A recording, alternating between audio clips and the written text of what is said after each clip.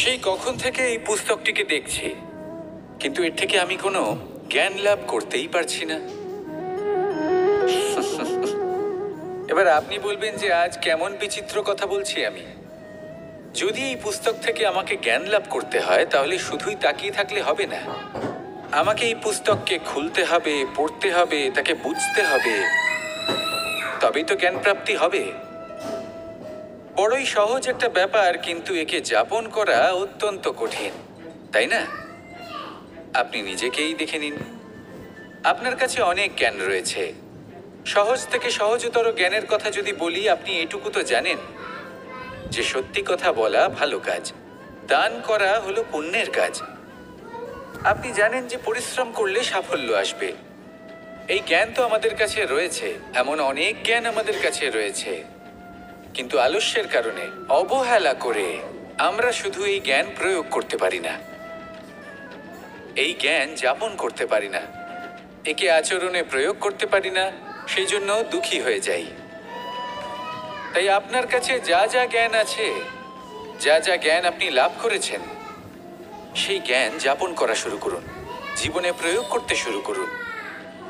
এই মন প্রত্যেকটি মুহূর্তে প্রসন্ন থাকবে, আর লক্ষ্যপ্রাপ্ত করে এই মন বলবে, রাধা রাধা।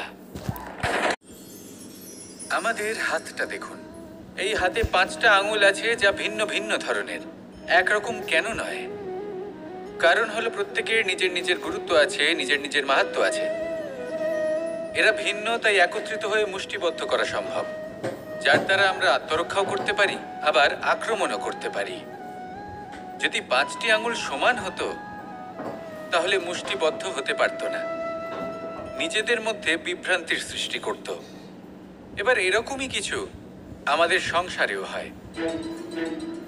আমাদের দেশ, যেখানে একটি ভূমির ওপর ভিন্ন ভিন্ন ধর্মের মানুষ বাস করেন, ভিন্ন ভিন্ন জাতি, ভিন্ন ধর্ম, ভিন্ন ভাষা, কিন্তু যদি আমরা এটা ভাবি যে কিভাবে এই দেশকে কল্যাণের পথে নিয়ে যাওয়া যায়, কিভাবে এর বিকাশ করা সম্ভব, তাহলে আমাদের একত্রিত হওয়া শিখতে হবে।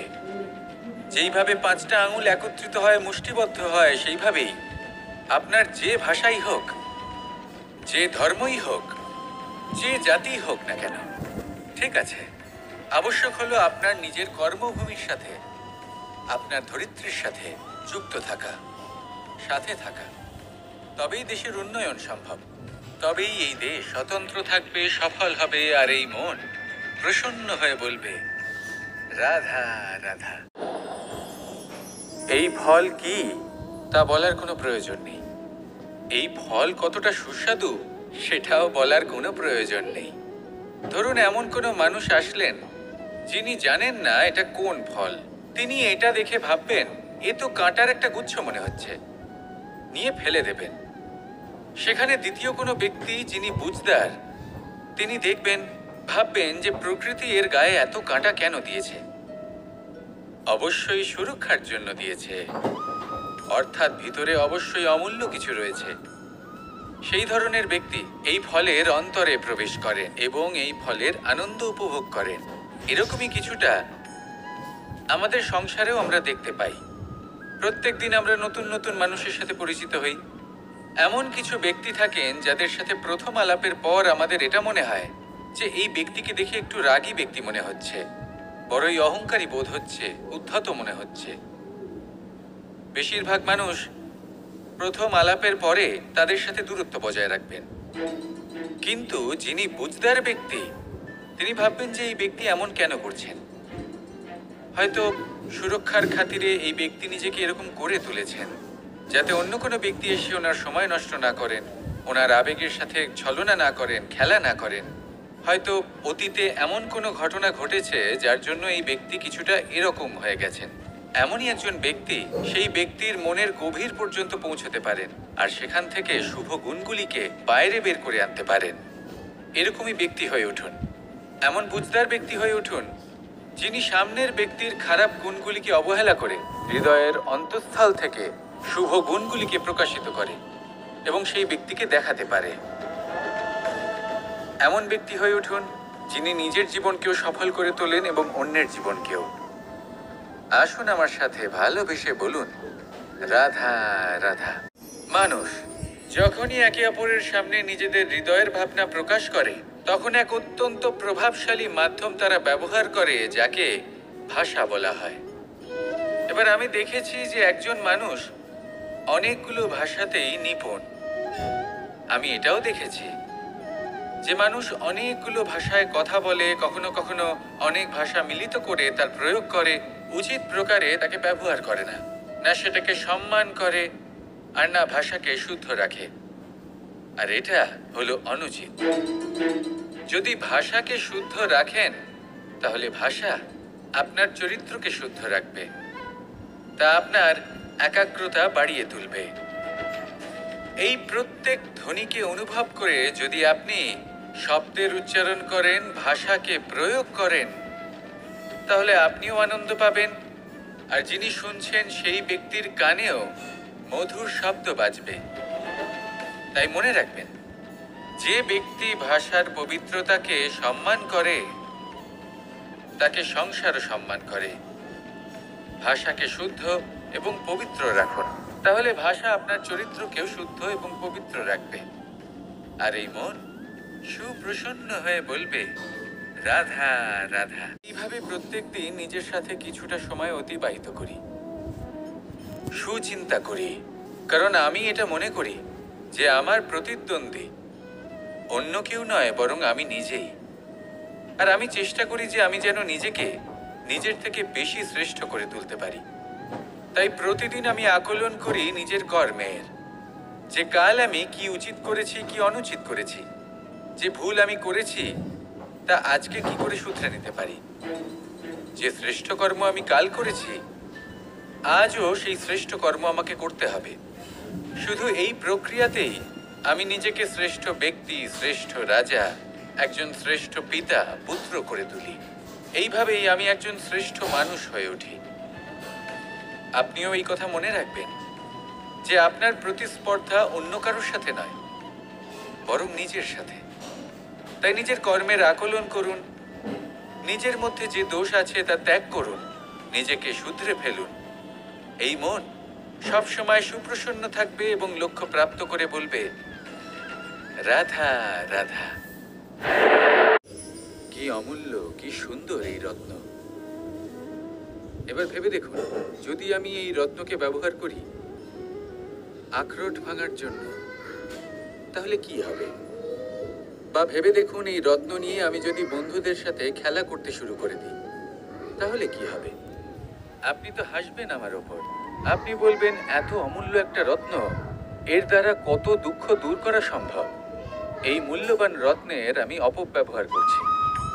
একদম ঠিক বলেছেন, আমি মেনে নিচ্ছি। মূল্যবান বস্তুর অপব্যবহার করা অনুচিত, কিন্তু আপনিও তো তাই করছেন, তাই না? ভেবে দেখুন, মানুষ এই সংসারের সর্বশ্রেষ্ঠ প্রাণী, আর মানুষের এই শরীর সব থেকে মূল্যবান রত্ন। এবার এর সাথে আপনি কি করছেন? অপব্যবহার করছেন না, নিজের স্বাস্থ্যের যত্ন নিচ্ছেন না, আপনি অনুচিত পথে চলছেন শুধুমাত্র ধন অর্জন করার জন্য, পাপ কাজ করছেন। কি না করছেন? এটা অপব্যবহার নয়? ভেবে দেখুন, আমরা এই মানব শরীরের সাথে কি করতে পারি। যদি এর আমরা সদ্ব্যবহার করি, তাহলে অনন্ত পুণ্য অর্জন করতে পারি, যার দ্বারা শুধুই নিজেকে নয়, বরং আমাদের আশেপাশের সকলকে সন্তোষ প্রদান করতে পারি। তাই সংকল্প নিন, এটাই যে মানব শরীরের আমি সদ্ব্যবহার করব, পুণ্যের পথে চলব, সকলের মঙ্গলের জন্য, সকলের প্রসন্নতার জন্য। এই কর্ম করুন, এই পথে চলতে থাকুন। এই মন সন্তোষ বোধের সাথে বলবে, রাধা রাধা। সকলে আমাকে জিজ্ঞেস করেন যে, কৃষ্ণ, তুমি সবসময় হাসি মুখে কি করে থাকো? এত প্রসন্ন কি করে থাকো তুমি? এই সমগ্র সংসারে চতুর্দিকে সমস্যা রয়েছে, দুঃখ রয়েছে, তাও হাসি মুখে কি করে থাকো? সত্যি কথাই বটে, এই সংসারে চারিদিকেই দুঃখ রয়েছে, প্রত্যেকের জীবনে সমস্যা রয়েছে। কৃষ্ণের জীবনে একটু বেশি সমস্যা রয়েছে, তাও আমি হাসতে থাকি। কেন? কারণ হলো প্রেম। আমার সমস্ত মনোযোগ কেন্দ্রীভূত থাকে সেই প্রেমের প্রতি যা আমি পেয়ে থাকি, যেমন রাধার প্রেম, দ্বারকার প্রেম, দাদার প্রেম, স্ত্রীর প্রেম, পুত্রের প্রেম, মাতা পিতার প্রেম আদি ইত্যাদি। আমার মনোযোগ এই প্রেমের প্রতি কেন্দ্রীভূত থাকে। আর যখনই আমি এই প্রেমের কথা স্মরণ করি, মুখে দুশ্চিন্তা অথবা দুঃখের আবেগ দেখা অসম্ভব ব্যাপার। শুধু এটাই হলো রহস্য কৃষ্ণের হাসি মুখে থাকার, তার হাসির রহস্য। আপনিও জীবনে এটাই করুন। আপনি জীবনে যে ভালোবাসা পেয়েছেন তার প্রতি মনোনিবেশ করুন। ধন্যবাদ জানান সেই প্রেমকে, ধন্যবাদ জানান সেই সকল ছোট ছোট বস্তুকে যা আপনি জীবনে পেয়েছেন। আমি নিশ্চিত রূপে বলতে পারি যে আপনার সমস্ত জীবন বদলে যাবে। সংকল্প করুন যে আপনি এই জীবনে শুধু প্রেম বিতরণ করবেন। এই মন জীবনের প্রত্যেক মুহূর্তে প্রসন্ন থাকবে আর আনন্দ সহকারে বলবে, রাধা রাধা। আমি একজন কুশল সারথি হিসেবে প্রসিদ্ধ, কিন্তু এমনটা ঠিক কেন? কারণ আমি প্রত্যেকটা মুহূর্তে রথের নিয়ন্ত্রণ নিজের হাতে পূর্ণরূপে রাখি। যেই না রথ পথভ্রষ্ট হয়ে পড়ে, সেই মুহূর্তে তাকে সঠিক পথে নিয়ে আসি। শুধু সেই জন্য সবাই আমাকে কুশল সারথি বলেন। এবার আপনাকেও আপনার জীবনে কুশল সারথি হয়ে উঠতে হবে। অর্থাৎ আপনাকে রথ চালাতে হবে না, শুধু আবেগের উপর নিয়ন্ত্রণ রাখতে হবে। কখনো কখনো জীবনে এমন কাজ আসে যেখানে মন রসবোধ খুঁজে পায় না। তখন মন বারংবার সেই পথ থেকে সরে যায়, সেই পথ থেকে বিচলিত হয়ে মন অন্যদিকে চলে যায়। তখন আপনাকে আপনার মনের ওপর পূর্ণ নিয়ন্ত্রণ রাখতে হবে। তার রাশ নিজের হাতে পূর্ণরূপে ধরে রাখতে হবে। যেই না মন পথভ্রষ্ট হবে, তাকে পথে নিয়ে আসতে হবে। আবার পথ হারাবে, আবার পথে নিয়ে আসতে হবে। তাই মনে রাখবেন, যদি আপনি নিজের মনকে নিয়ন্ত্রণ করতে পারেন, নিজের জীবনকেও নিয়ন্ত্রণ করতে পারবেন। নিজের জীবনে কুশল সারথি হয়ে উঠুন, তাহলে মনোবাঞ্ছিত স্থানে এবং লক্ষ্যে পৌঁছতে পারবেন। আর তখন এই মন আর এই জীবন প্রসন্ন হয়ে বলবে, রাধা রাধা। কথায় আছে, অন্ধকারে প্রদীপ প্রজ্বলিত করলে চতুর্দিক আলোকিত হয়। কিন্তু যদি এই প্রদীপ আমি সূর্যের আলোর সম্মুখে সকালবেলায় প্রজ্বলিত করে রেখে দিই, তাহলে কি হবে? আপনি বলবেন যে এটা করে তো কোনো লাভই হলো না। সূর্যের প্রকাশের সামনে এই প্রদীপ আসলে কিছুই নয়। এবার এই চিন্তা ভাবনা প্রত্যেক দিন করতে হবে, আর একটা অমূল্য শিক্ষা পেতে হবে। মনে করুন যে আপনি মহাপুরুষের সামনে বসে আছেন, কোনো মহাজ্ঞানীর সামনে। তাহলে সেই ব্যক্তির সামনে নিজের জ্ঞানের প্রদীপ প্রজ্বলিত করবেন না, নীরব থাকুন আর সেই ব্যক্তির সূর্যের প্রকাশের মতো জ্ঞান প্রাপ্ত করুন। যতটা পারবেন জ্ঞান লাভ করুন। যদি এমন কোনো সময়, এমন কোনো স্থানে আপনি আছেন যেখানে চতুর্দিক অন্ধকার, কারোর কাছেই জ্ঞান নেই, সেখানে নিজের জ্ঞানের প্রদীপ প্রজ্বলিত করুন। এমন করলে দুদিক থেকেই আপনার লাভ হবে। আপনার জ্ঞান প্রাপ্তিও হবে আর জ্ঞানের সঠিক প্রয়োগও করতে পারবেন। আর এই মন প্রসন্ন হয়ে বলবে, রাধা রাধা। কখনো কোনো বৃক্ষকে দেখেছেন? এই ধরিত্রী থেকে ততটুকুই জল নেয় যতটুকু তার প্রয়োজন। কোনো প্রাণীকে দেখুন, এই প্রকৃতি থেকে ততটুকুই খাবার গ্রহণ করবে যতটুকু তার খিদে রয়েছে। খিদে মিটে গেলে আর খাবে না। এবার মনুষ্যকে দেখুন, সে নিজের জীবনে যা কিছু পেয়েছে, বস্তু, ধন, খাবার, শক্তি, প্রয়োজনের থেকে অনেক বেশি লাভ করার চেষ্টা করে থাকে। প্রয়োজনের থেকে বেশি যদি পেয়েও যায়, তাহলেও তার কম মনে হয়। এবার এরকম ঠিক কেন হয়? এর পিছনের কারণ কি? কারণ হলো লোভ। লোভের আগুন কিছু এমন হয়, যদি মানুষের মনে একবার প্রজ্বলিত হয় তাহলে শুধু বাড়তেই থাকে। ততক্ষণ বাড়বে যতক্ষণ না আপনি নিজে তাকে বাধা দিচ্ছেন।